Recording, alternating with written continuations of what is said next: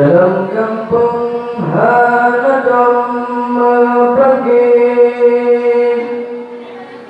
Hanadom cerita dengan saudara. Dalam kampung semak mudung hasih luar biasa.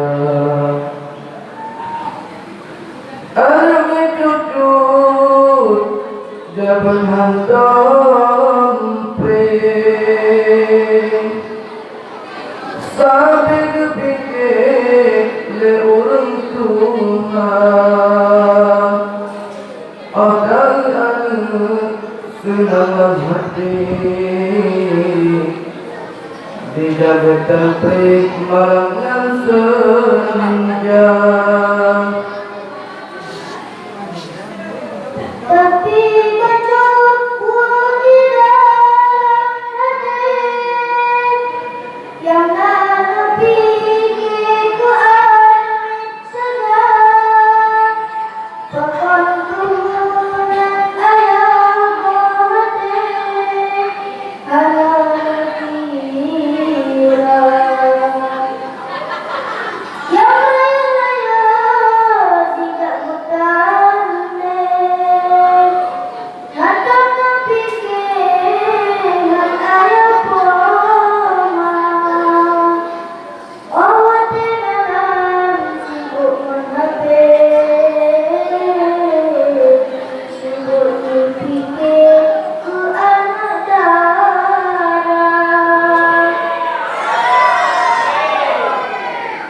Yang muda-muda dinoda fikir membela dunia dengan dunia karena ketano dan kandung mati dengan hidup.